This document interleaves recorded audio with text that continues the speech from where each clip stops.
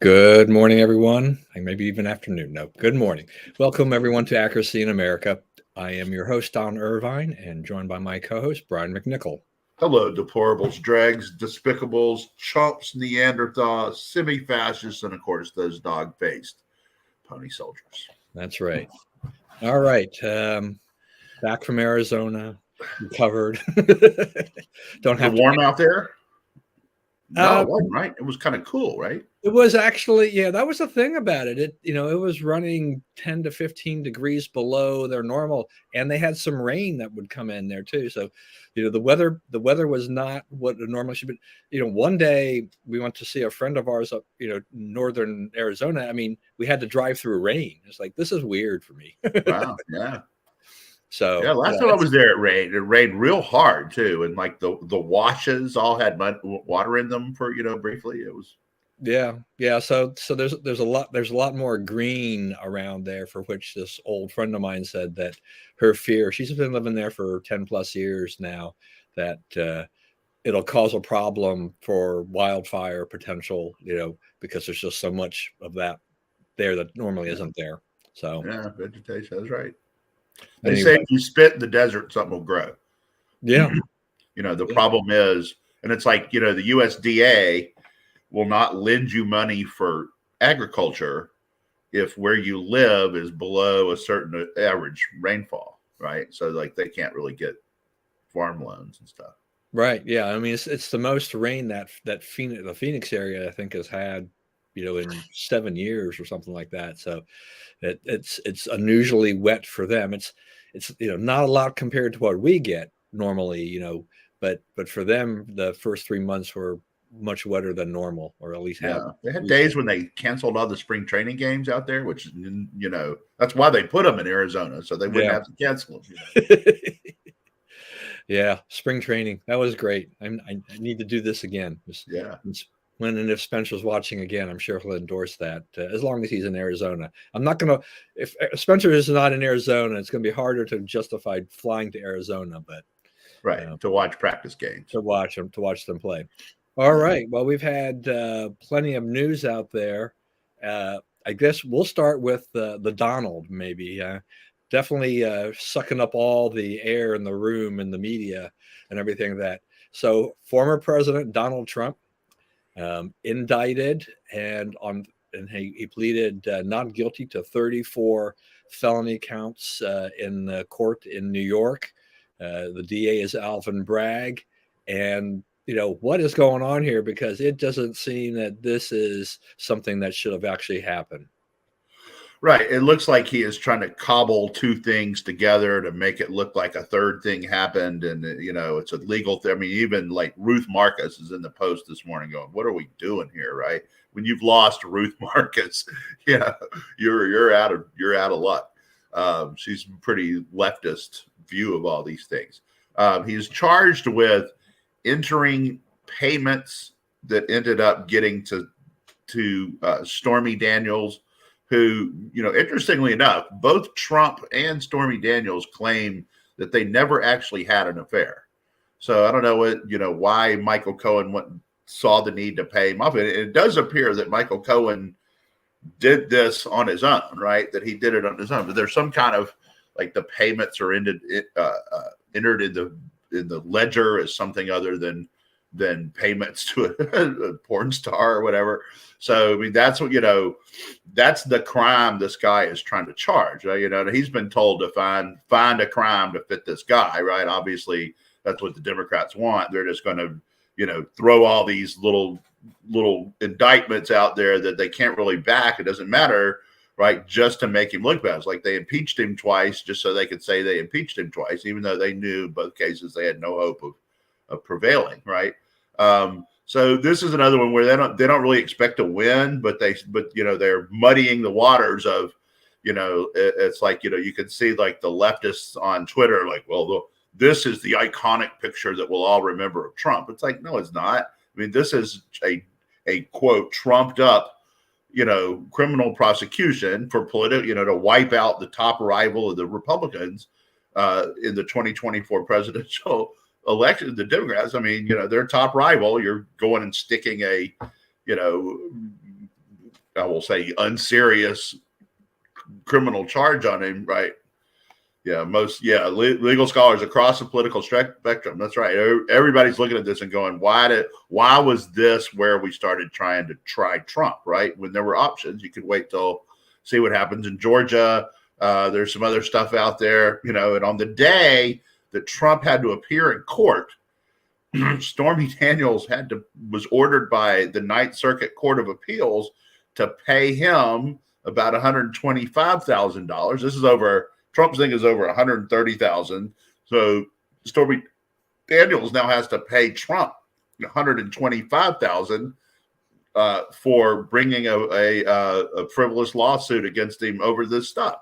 So it's like when all that gets into the public record, there's not a lot to convict him of here.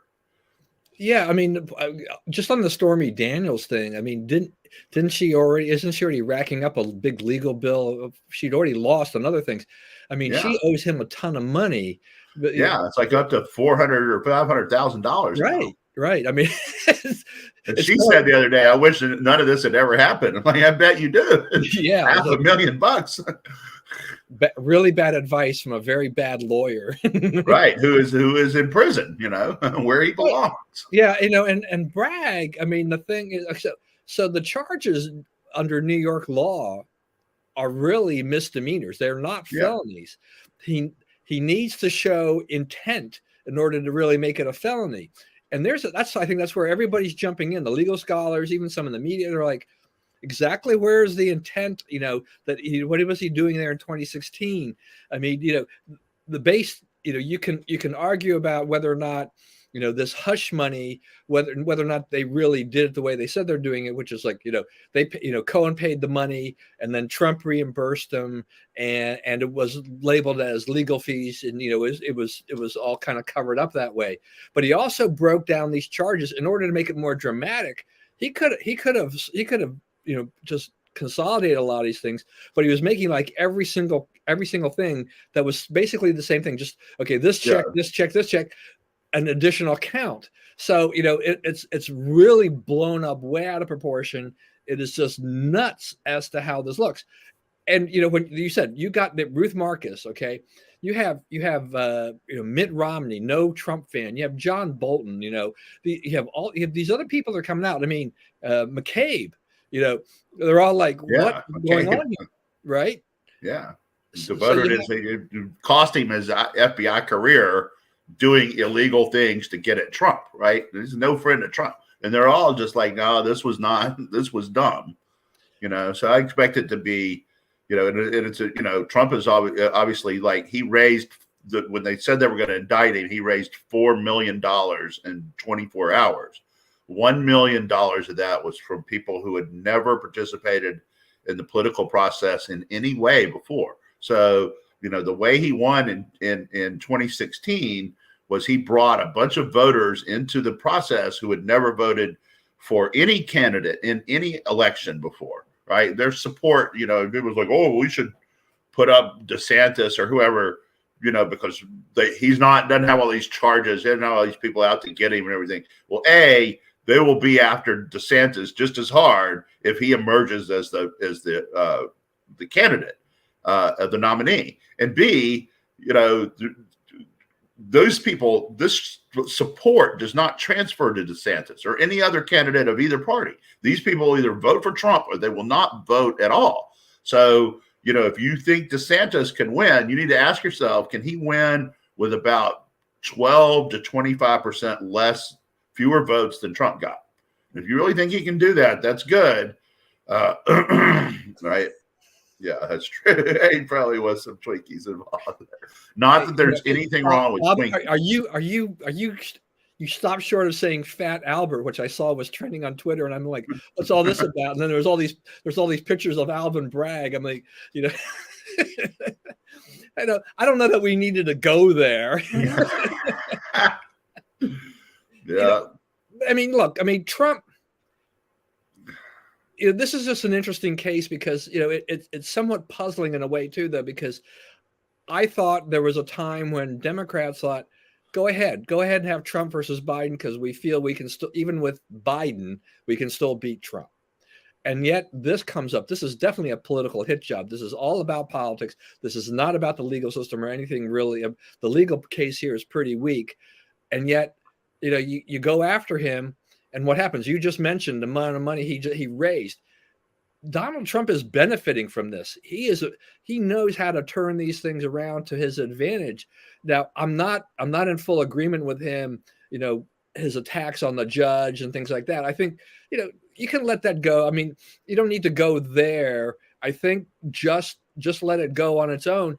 People can see how bad this is. All right. And everything.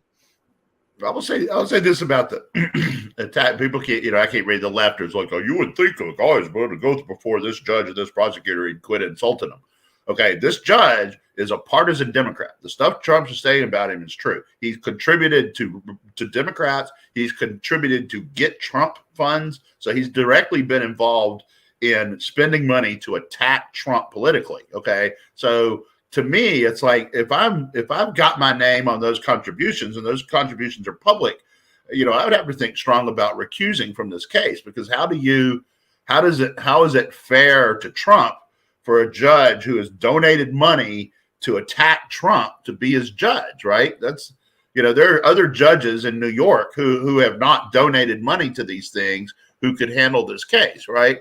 So the fact that he wants to stay on this case, is, he's open to these attacks. And Trump is right. I think Trump is absolutely right to make these points. The only way to, Trump should, he should presume this guy is not going to be fair to him, right? If he's a partisan Democrat who's donated to get Trump funds, right?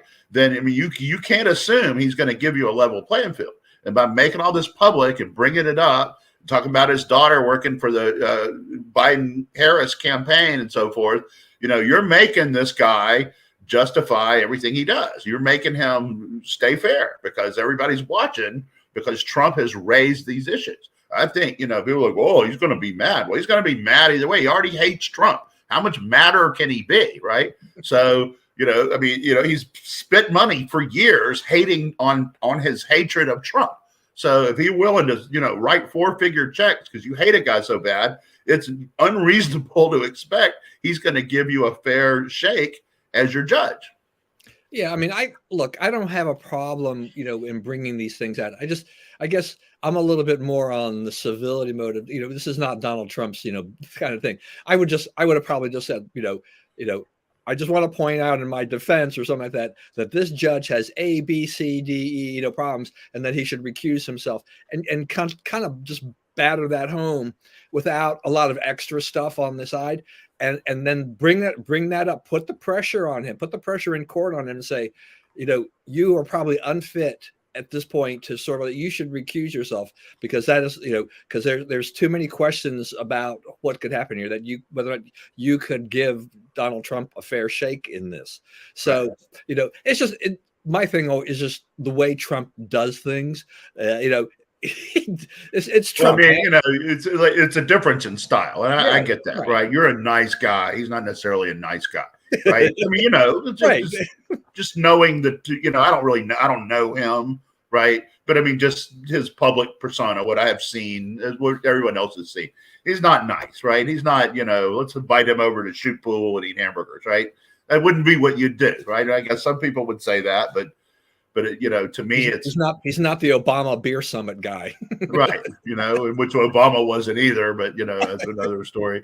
But Trump, that's not Trump's way. He's right. He's exactly right. And these things have to be called out. The idea that you just, and it's like I saw the coverage of his speech, and he goes, his speech after this happened, after his indictment, he went back to Mar-a-Lago and spoke, and what he talked about was, look at all the stuff they have done to me, the 2 fake impeachments, the Mueller probe, all these things, right? He's right to call this out. You have to look, they're throwing charges at me that are groundless all the time, right? That's an element of your defense. Is like, hey, how many times have they falsely accused me and we've proven it was false? Okay. So now when you hear an accusation, you have to think, wow, those same people are accusing this guy again, right? After they have falsely accused him numerous times of all this stuff. Here they are with another accusation. That should, figure into whether the American people believe this, right? That's an important point to be brought up. Yeah, and I will say this, that if Trump had done what Trump has done in the Trump style, his supporters would probably be disappointed, because that they kind of expect a certain response, a certain swagger from Donald Trump, and he has been very true to form on that for sure. And Bragg, I don't know. I mean, Cohen is basically a key part of this for him. Yeah. Which is like, a convicted you gotta be kidding felon of perjury, convicted of perjury. Your best witness, your witnesses are a stripper and an attorney in jail for perjury. Good luck. And a guy who's actually complained about the tax evasion issue, saying that, in fighting that, it's like, I have all the records, and I did not evade taxes and stuff like that. He's already got he's got a bone to pick with the judicial system as well about some of the things that are going on there. Yeah. This is not an unimpeachable witness here for them. And so, so that also lends us, this case is just so weak. Now I saw that, I guess they don't expect Trump to come back to court they don't have to do this until December or something like that. Yeah. In all likelihood. So, then, now where are we then in December? We will be gearing up if, we are getting ready for Iowa caucuses and primaries and things like that. Is Trump going to be somewhat bogged down by having to deal with these judicial issues, legal issues, while he's trying to run for president again? And it was that part of the target. This is all part of that bigger plan. This is all about the 2024 campaign. It's right. Zero about what entries were entered in his payment voucher, right? It's about knocking him out as a candidate. You have to ask yourself too, what is it the Democrats know that tells them they need to play this card now? Because the cases, maybe a case could have been readied if more time were given. There's all these other things percolating that they're trying to prove Trump did, right? You didn't have to be first, right? You could have come later after other things had been indicted or whatever. So, but why did they have to get out front and do this now? That's there's no accidents, there's no coincidences in this, right?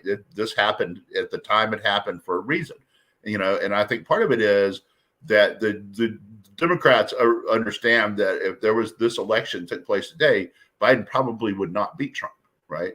Trump is as strong as he's ever been politically right now, and the state yeah, that's right. So that's, they want this to be part of the election. They want to drag this through the election and there's a good chance it never makes this trial, right? There's a good chance that, motion to dismiss and the judge just says, bro, you got your headline.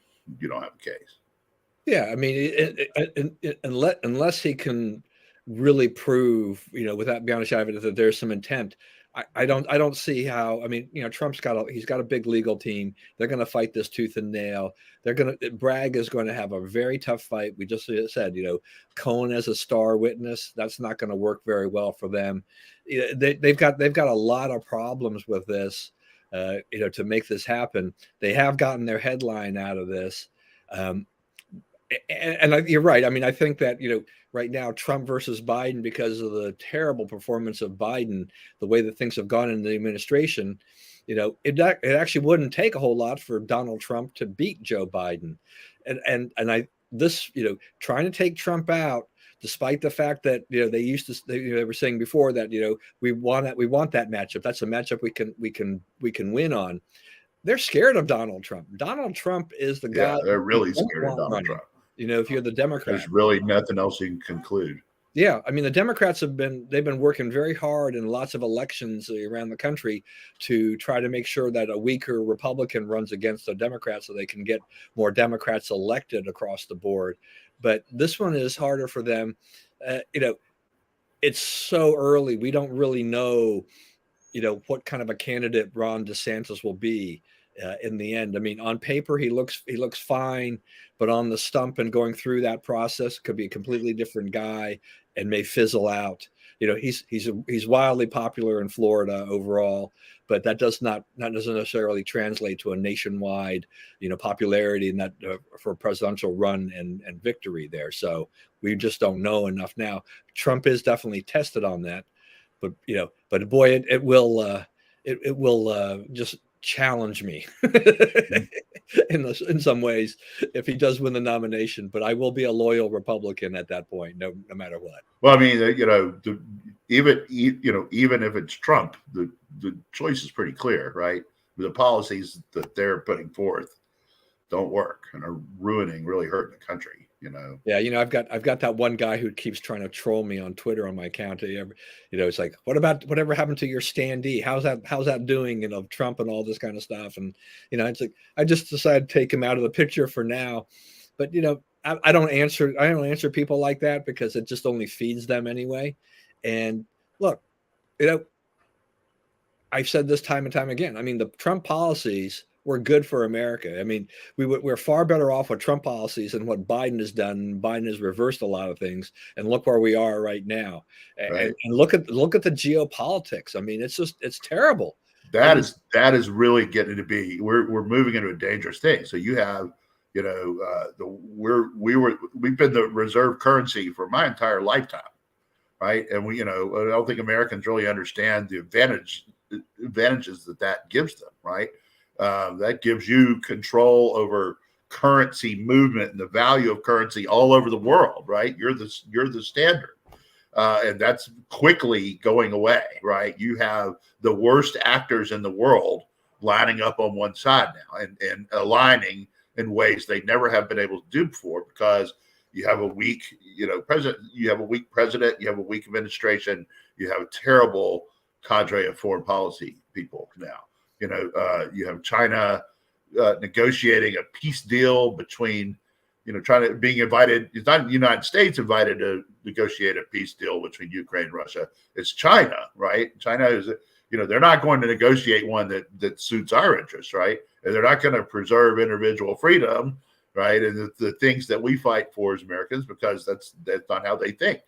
You have, the China, Iran, Saudis, Russians getting together to manipulate, and then you mysteriously have an OPEC production cut, right? So all those guys are talking, and they're like, "How can we hurt the United States?" And one of the things is cut OPEC production, which you can expect a 10 to 25% or 10 to 25 cent per gallon, maybe even more, increase in gas prices in coming weeks, and even more as the summer blends come on. So you'll be back to $4 gas, in the summer if this is not reversed, right? Because it's pretty substantial cut in production that they have.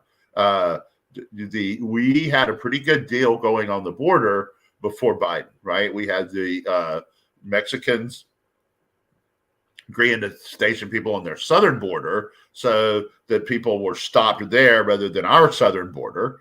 The deal with the Northern Triangle countries to promote economic growth there, so not so many people wanted to leave, and their cooperation in transnational crime and human trafficking and drug crime and so forth. All of that is gone. All those people now resent us and hate us again. The president of Mexico laughs in our face and is aligning with the worst people on earth too, because he feels no kinship to the failure of the Biden administration. And we're in real trouble here. As Japan, renounced us on oil, right? And Japan's going to break sanctions and buy oil from Russia. That's Japan's pretty loyal ally, right? But they're breaking with us because they look at the American political situation and they see a weak president, and they see, they don't see America, a weak foreign policy team, weak national security team. It's dangerous. It's imperiling not just our standing in the world, but our personal safety. Yeah, I mean, on the OPEC thing came as quite a surprise apparently to the analysts. Analysts did not see that. I don't know all these things come as a surprise. They have no clue what's going on. Yeah, I mean, I think a lot of times it's somewhat telegraphed a little bit, but this one came up and kind of caught them off guard. You don't hear Biden lately talking about how good gas prices are, and things like that. They've quieted that because we've been seeing a jump lately. This is Yeah, even before the cut, right? right, Yeah, and Japan, Japan's problem is that they need oil right. and they look around, and they were trying to stay on that $60 per barrel price cap, but they couldn't do it, and they broke ranks, and so they're pretty much extremely reliant on Russian oil. They need other sources now. Because of Biden, the U.S. does not have the capacity to step in there and try to help those guys out and say, okay, look, if you don't do that, we'll send you oil. But Biden has screwed us over so much now. You know, we can't do that kind of stuff. I mean, Right. we're not. We don't even have any in our petroleum reserve anymore. He's spent all Right. I mean, that. that's the other thing too. It's like, so gas prices go up. What's Biden going to do? He's going to try to deplete the reserves even more. There's not much left by comparison Yeah, because like he's already released 22%. them. So we're behind the eight ball here. We're really struggling with things. Yeah, we're in big trouble on that's a significant problem. Yeah. Yeah, I mean, and Saudi Arabia basically is saying they're just kind of like, who cares about the U.S. at this point, right? I mean, they're interested in their interests, and it's whoever will help them will be that. And I think they're looking at the U.S. and they're not seeing that there's as much advantage as there used to be as staying with us. So they want higher oil prices. They have a very ambitious program. They want to fund all kinds of things. And so they're not going to be an ally in that regard for us at all. And right, and everyone laughed at Trump when he went to Davos and he went to the UN and he said, "Yeah, yeah." Should put that up too. He went to the UN and he said, we're going to act on behalf of the United States. We're going to put the United States interests first, and you should put the interest of your country first, right? That's what they do, right? They're not thinking about alliances with 100 countries and all this stuff. They're thinking about what helps us, right? And if we all work for what helps us, then there will be times, well, okay, here's a thing that it would help you and help us. Let's make a deal and help each other, right? People need to sell oil. People who have oil need to sell it. So people who need to buy it, they're helping you by being your customer, right? So, but we're into like oil is bad. We're changing to wind and solar, and we're not even producing enough for ourselves. We're going to have to buy it on the spot market because these people decided that energy independence was something to be punted away. In fact, to be ashamed of having, right? That's the thing about it is like, we got ashamed of that concept. Oh, we have oil and gas, all we need. That's bad. No, that's not bad. That was a huge geopolitical. That's part of why these guys, they all wanted rid of Trump, is because, we had done things that made us independent of their pressure, right? We had done things that set us apart from that pressure. And, they didn't like that, right? We weren't under their thumb. Yeah. I mean, it's just watching the whole Biden energy policy it's been tragic. I mean, they approved, what was it? Is it Willow? Yeah. Willow Project in Alaska. But it's going to take, this is not an immediate effect kind of a thing. It won't help us right now. It'll help us down the line. And even then it was still a reduced, in nature in terms of what they had originally wanted to do. But so they approved, but they approved Willow, right? They turned down Pebble, which is copper and all these rare earth minerals, right? Which it's right. It's the same. You're in the Alaskan wilderness. Oh, it's too polluting. Well, Willow's not too polluting, but Pebble is, right? And Pebble, you want to electrify everything.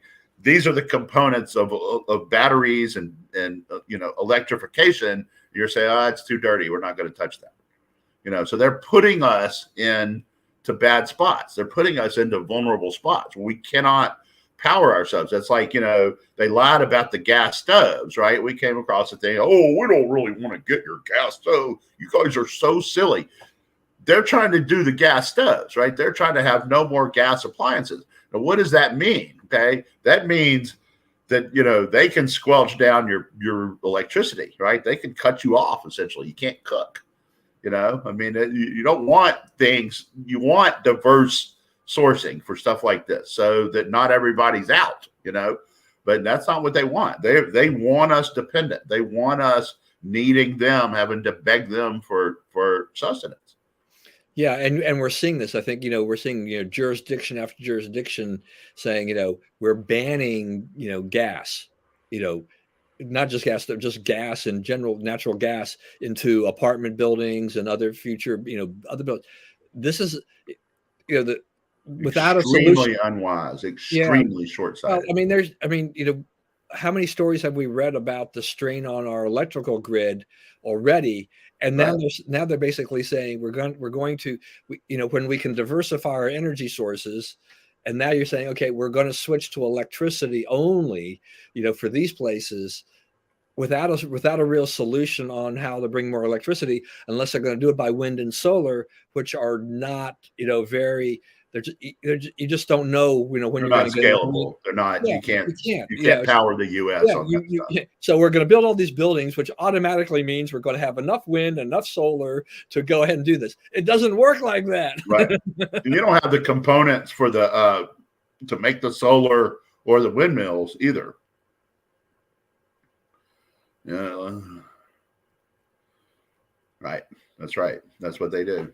They get you hooked, and essentially they've done that with all these countries in Africa, right? They build big capital projects for them, and like that, China owns ports and airports and stuff all over Africa.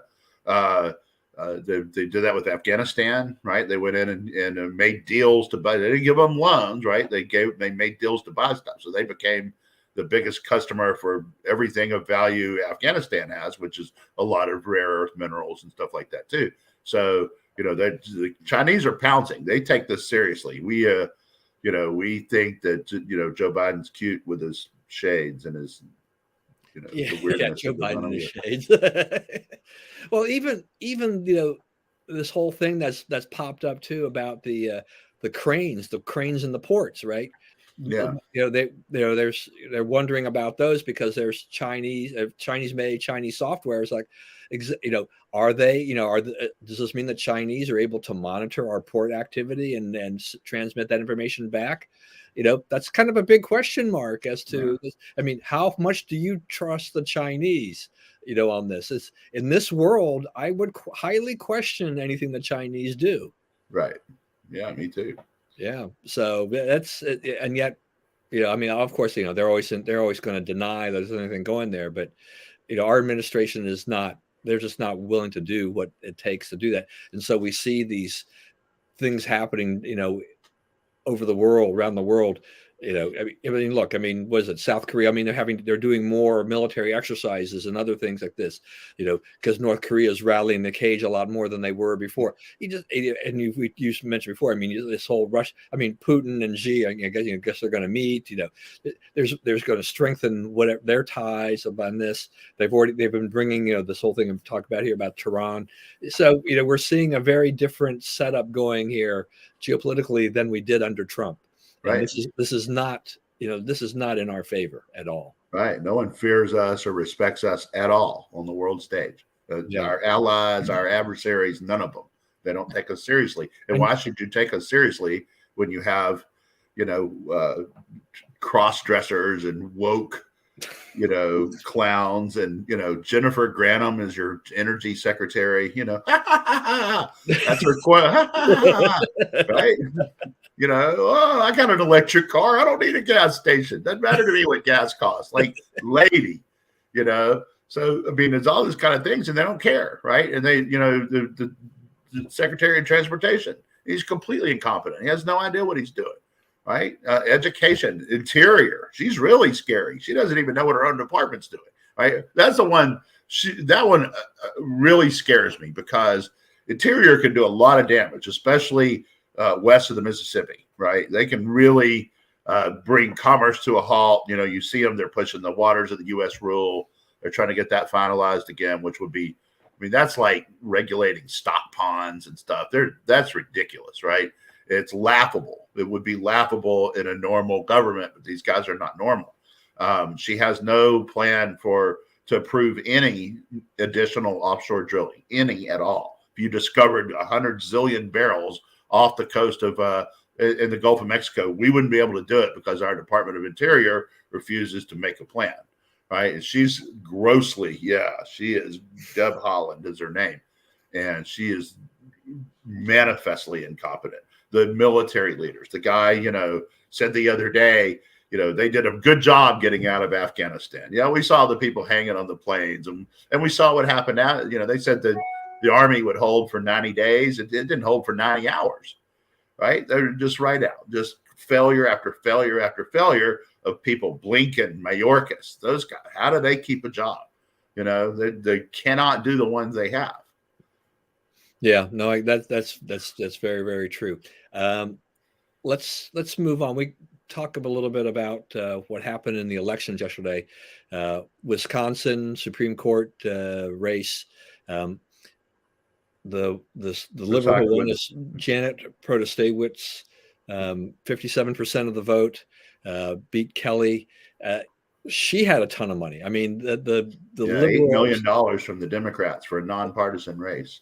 Right. I mean, right. Quote, nonpartisan race. I mean, Kelly, we knew that Kelly, we knew was a conservative Republican, but he didn't make a huge point of a lot of things. I think he was trying to say, look, I'm a judge, I want to be a judge. There's a law I need to follow, this. Protasiewicz, her thing was, she made a big deal about, abortion rights and all these things, the map, congressional maps and things like that. So you knew right off the bat, where she was going. Elect me and I'll overturn these things. Yeah. I've prejudged these cases. It's all good. Right. Yeah. Exactly what we need, in a race like that. So just kind of, it's too bad, with regard to that. But yeah, so the worst is yet to come in Wisconsin for this. Yeah, and she's full on let all the criminals out of jail. She's a full hardcore leftist, and so you're going to vote for these people, you get what you deserve. Same with Chicago, right? Chicago, Brandon Johnson beat Valles for mayor, 51-49. Brandon Johnson, he's backed by Bernie Sanders and the "don't lock anybody up" crowd and defund the police and. The teachers unions all behind him. Yeah, he's a lobbyist. His job is a lobbyist for the teachers union. So, we used to talk about I have people in my family alcoholics, right? And so one of the things they tell you is they're not going to get help. They're not going to do anything to help themselves until they hit rock bottom. And what is rock bottom? Well, they will define it, right? They're the ones who have to see that it's rock bottom. You can say, hey, you're sleeping in a puddle on the curb, right? And that's not rock bottom. No, that's not rock bottom. It's up to them to figure out what rock bottom is. And so, Chicago, they haven't seen it yet. They have, would they have 800 people shot to death yet last year, 800 murders or something? They hadn't got to rock bottom. So until you're completely ruinous and you can't take it anymore, you keep electing these people and you're going to keep getting worse. Yeah, not far enough left. Yeah. Well, yeah. In a sense, that's true. The left was very disappointed with her, right? So that's why they got rid of her during the primary. She disappointed them. She didn't come through enough for them, so they put this guy. Now, it was a close race in terms of percentage terms. Valles, he had the backing of the police union.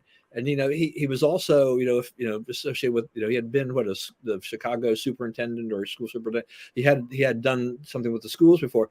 So here's a guy that I think it's unfortunate that he didn't win, because I think he would have tried to figure out how do we right the crime situation in Chicago and also the school situation, which has been a mess. So there's two things that he could have probably fixed that aren't going to get fixed because you not interested. More of same. We're good. We're doing fine. We don't need to change. Yeah.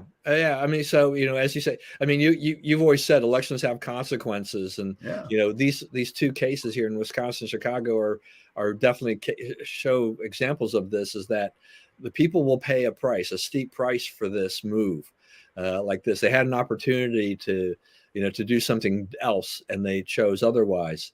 But it does.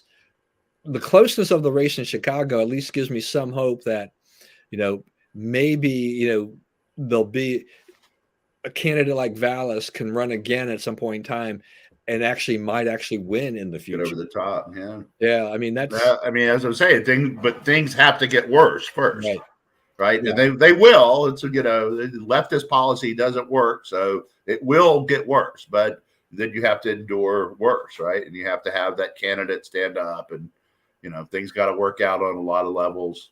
The thing about the other thing, though, you got to think about is really in the case of Kelly more than the Chicago is, why did that happen? Why did he, because he got thumped, right? He got beat bad. Yeah. So, what happened there? Is there a message thing we need to fix? I am content to lose a few elections over abortion, right? I think we've got the court decision right. I think states can start moving to clean it up and stop killing babies. And if eggs get broken along the way, I can live with that. But there is a point at which you have to stop you can't give them every office in the country over one thing, right? So, I don't know how big that is. The abortionists, the baby killers claim that it was paramount, but they don't have any numbers to support that claim. So, but we do need to think about what in there, how are we getting painted that makes us unacceptable? So, something's going on that does, you can't blame it all on them. Something's going on that we got to fix. Yeah. I mean, I think, and, from a red state, blue state situation, I mean, we have said that, in terms of the abortion issue, it's like the states should decide, how Right. this works in their states. And so what we're seeing, is basically the blue states are, codifying, the right to abortion, and the red states are saying no. For in very general terms, that's how that's going down, and That's America. That's right. That's how they vote. I mean, if that's the way it's in Wisconsin, I guess they had a 1910 law that's what they're targeting to 1849. 1849, even earlier than that. Whoa, okay. Yeah. That's one thing is like, what does that law say? It may need to be reworked, even if you're against abortion. Yeah. Because our understanding of what that was and what was going on there was a lot different back then too. Right.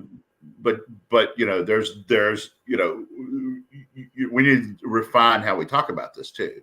Like, for instance, the thing to point out is, like, we're not really trying to put moms in jail. We will put doctors in jail, right? Because the mom has to have someone to go to, and you're gonna have to speak on the exceptions. You say, well, we put in these things about the exceptions, life of the mother and so forth. You're talking about less than 1 in a million births that you're really choosing between the baby and the mother, right? So, we'll choose the mother if that's what y'all want. The family should decide that, right? Family should make that decision which one they want to save.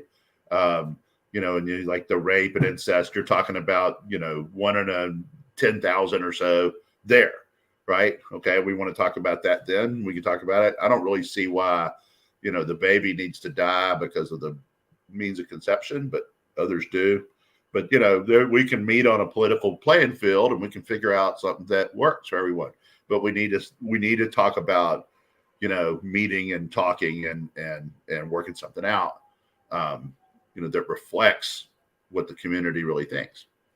Yeah, I mean, is there anything wrong with someone who wants an abortion in a state that doesn't allow it, for them to go ahead and go to another state, and see, I don't think so. I think, I wish no one would ever want an abortion or get an abortion. I agree with that. But I think I believe it is proper for the state to say you cannot mail abortion pills into our state, that's illegal, right? Because that's like sending, weed or coke or whatever into a state. It's an illegal thing. You're not allowed to have it. You shouldn't allow it to be mailed in either.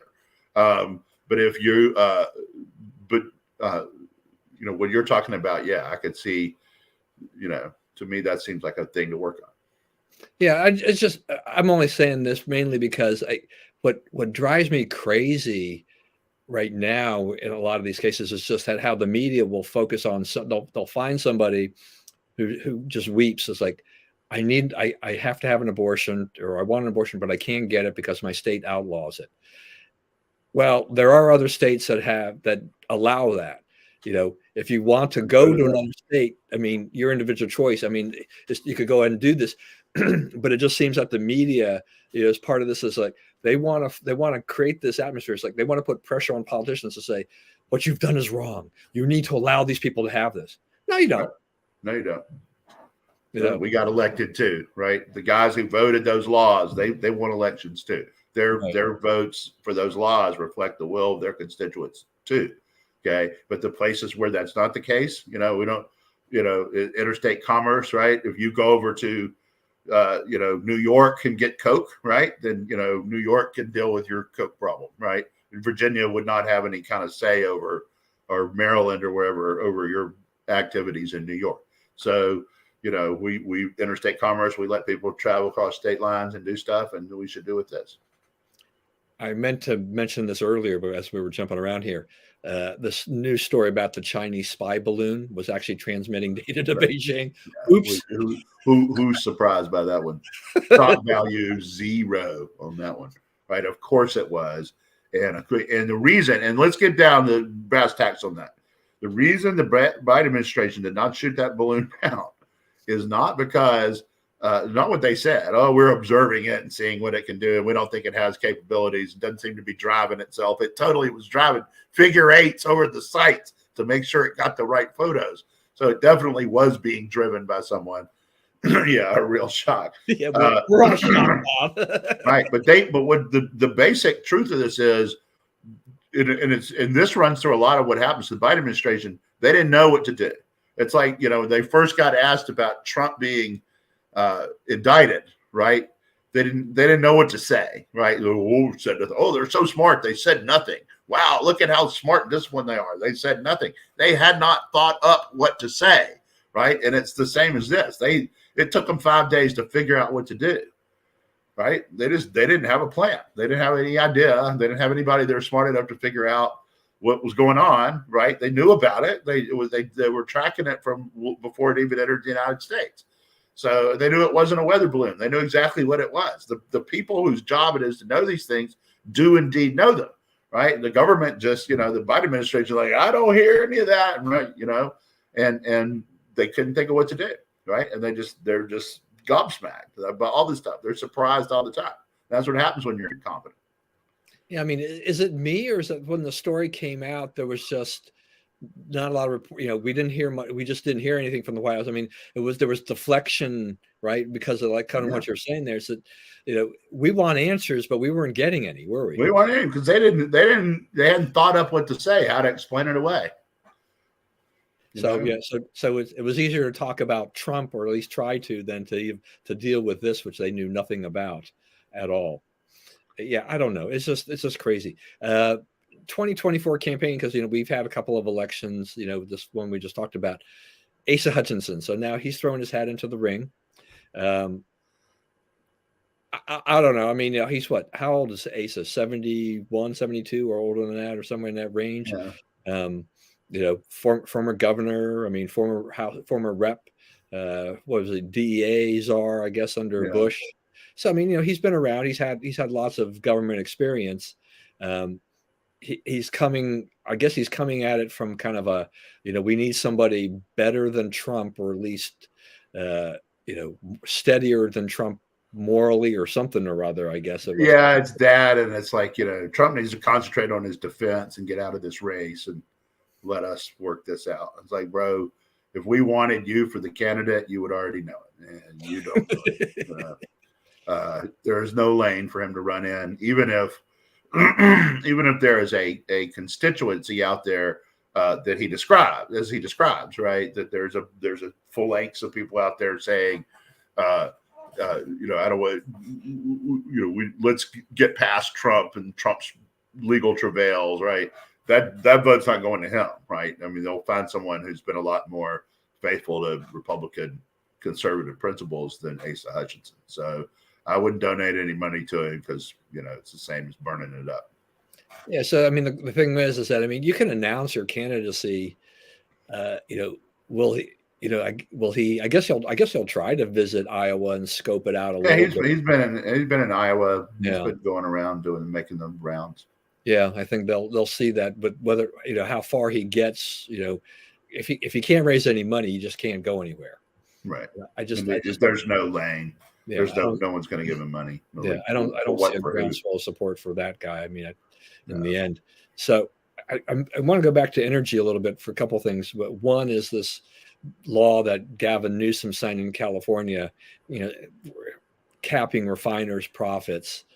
And the other thing too is, did Joe Manchin, is he getting screwed by agreeing to the Inflation Reduction Act, because a lot of the energy policy of the Biden administration, some of the things that have been going on lately, seem to be exactly the opposite of what Manchin would have supported or needs. I mean, things that happened in West Virginia. Right. So Newsom's thing, he's capping refiners' profits. They're trying to drive all the fossil fuel industry out of the state in every way they can. They're, I guess one of those business guys was on the other day. He says that he's one of the guys that's on Shark Tank. It's like the bald-headed guy who's on Shark Tank. I don't know his name. I don't follow it, but Mr. Wonderful. That may be what they. Okay. Yeah. He's like, he said, he was on like CNN the other day too. It was pretty funny. He's like, New York, I don't tell anybody, I don't invest in anything in New York or New Jersey or Maryland or somebody else. And then he said in California, and they were all blue, Illinois, right? And then he said in California, completely uninvestable. I would not put $1 in California for any investment right now, because they do not want to do business, and they make it as hard as it's not, juice ain't worth the squeeze. They're not protecting your stuff, right? The government's non-functioning, and I wouldn't give them any money. So, you can cap. There's a lot of, people don't think about California. There's a lot of oil refinery business there, especially like in the South, right? Near the port of Los Angeles. Ships come in, unload oil. Oil is refined there and distributed around the country, especially the West Coast.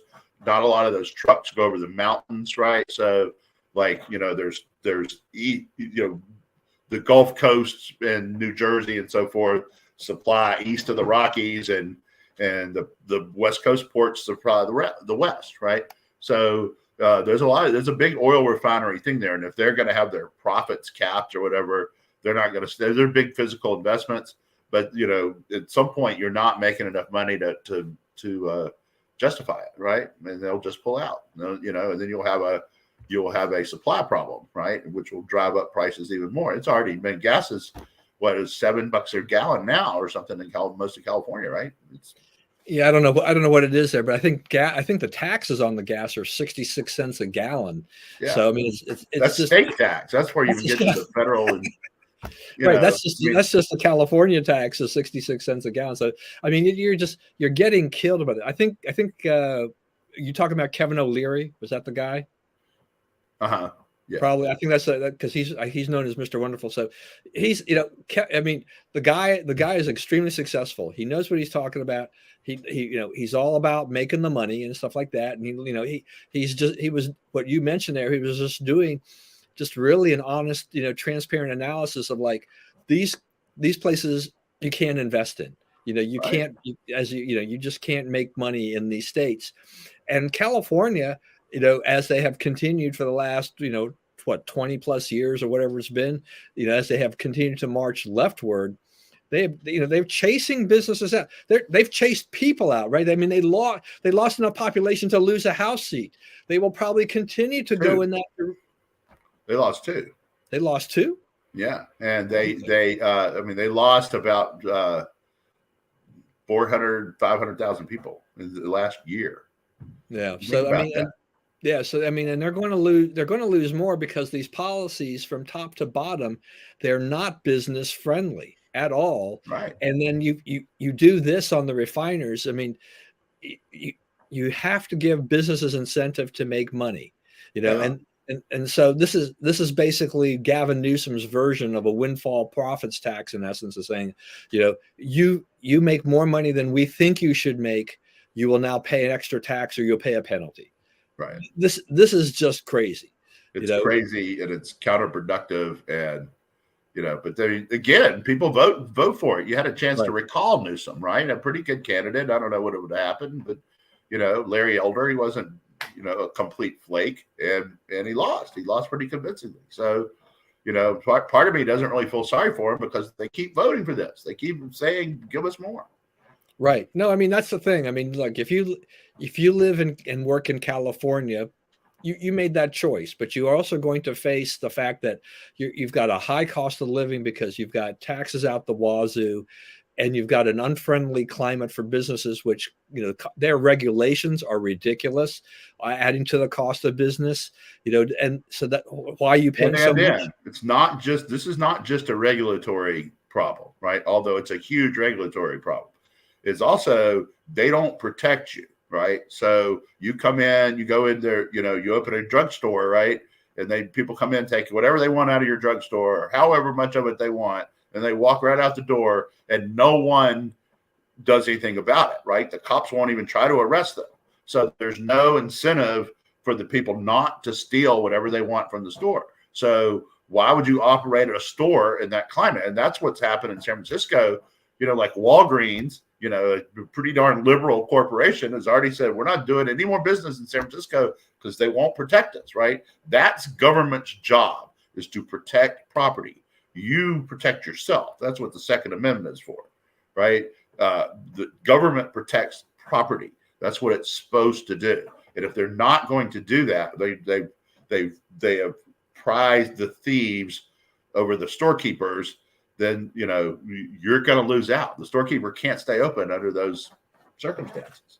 All right, we've got to wrap it up real quick. Give us your final rundown here. So, my big thing is this, okay, that you have on the list.